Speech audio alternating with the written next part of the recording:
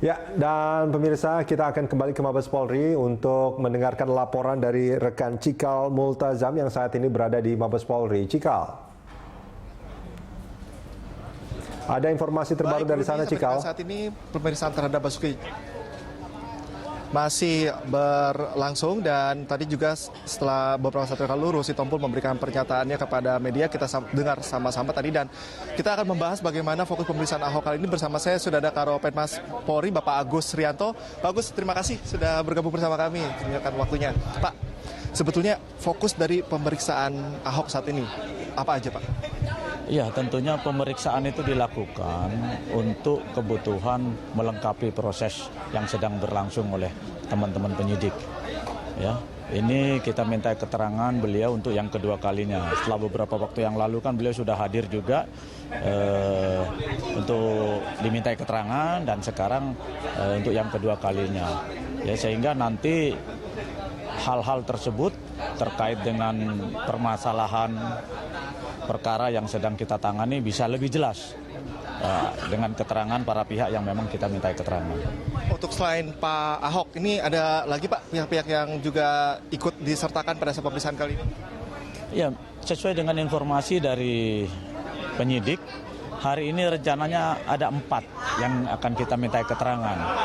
Ya, dari MUI, dari Kementerian Agama, dari Imam Besar Masjid Istiqlal, dan Pak Ahok sendiri. Jadi 4. Baik, Pak. Untuk fokus pemeriksaan, misalnya apakah nanti ada diputar kembali Pak video yang pernyataan Pak Ahok ini, apakah diputar kembali? Ya, tergantung nanti yang diperlukan oleh penyidik ya.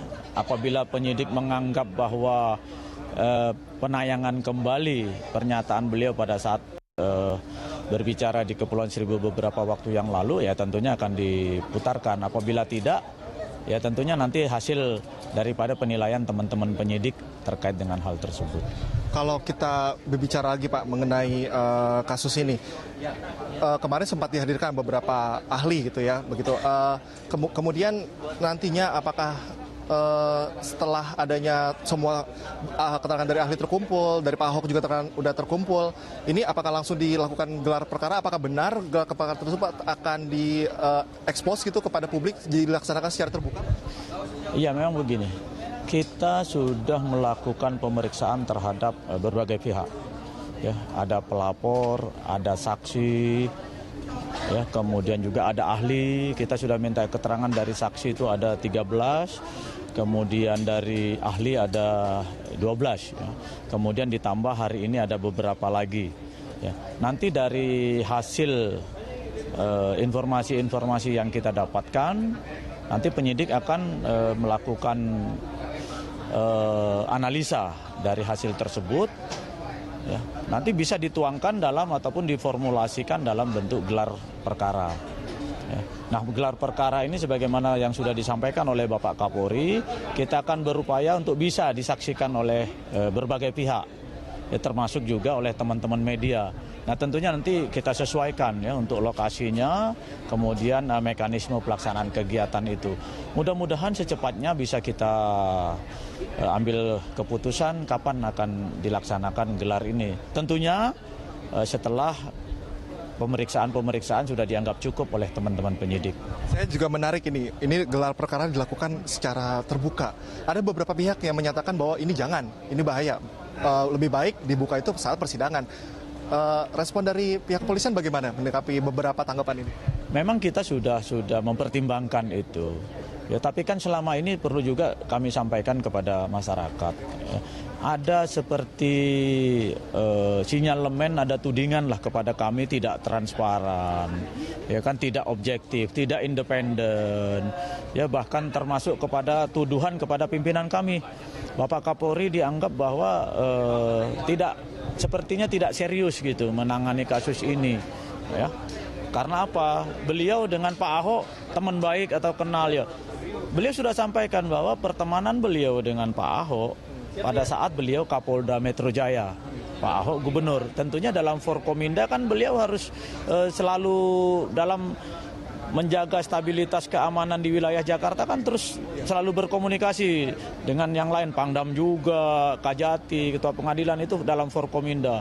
Nah, sehingga beliau akan menunjukkan kepada masyarakat dan semua pihak bahwa saya independen, saya akuntabel, dan akan saya buka nanti jika diperlukan, akan saya sampaikan kepada publik secara transparan.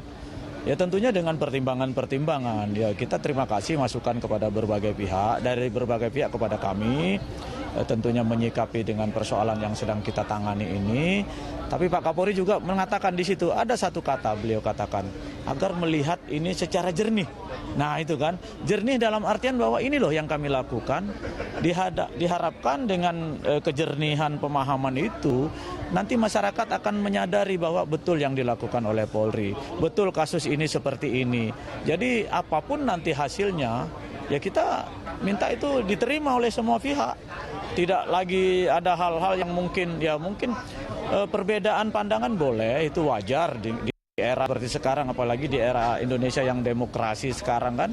Tapi tentunya kita semua bergerak pada fakta-fakta hukum, pada bukti-bukti material yang ada, karena proses penegakan hukum kan seperti itu. Ya.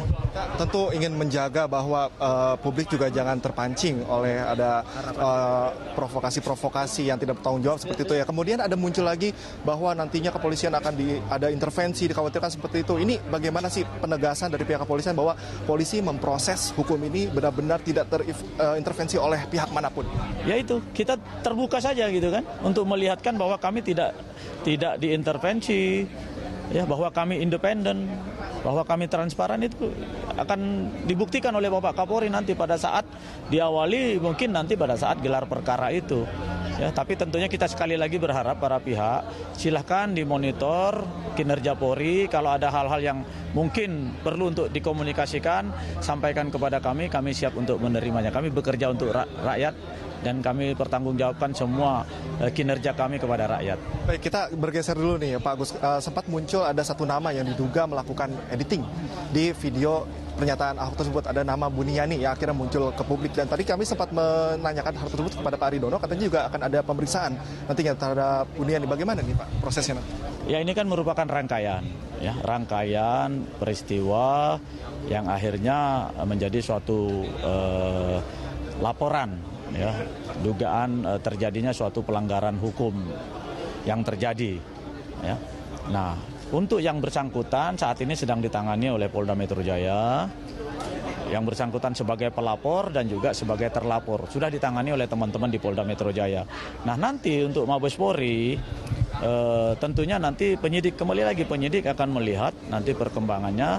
Tentunya berbagai pihak yang kita perlukan untuk kita mintai keterangan akan kita mintai keterangan untuk kepentingan memperjelas proses yang sedang kita tangani ini. Baik Pak Agus, pada dasarnya secara garis besar saya tangkap adalah polisi tetap fokus untuk menjalankan pemeriksaan ini. Pihak-pihak nantinya akan dipanggil lagi dan tentunya menjaga kepercayaan dari publik ya untuk menjalankan kasus ini secara benar. Harapan kami itu mudah-mudahan kita semua bisa tetap menjaga situasi kondusif seperti sekarang ini dan aktivitas dapat berlangsung dengan normal seperti sedia kala. Oke, baik. Pak Agus, terima kasih telah menyampaikan waktu bersama kami. Selamat bertugas kembali Pak. Ya, terima kasih.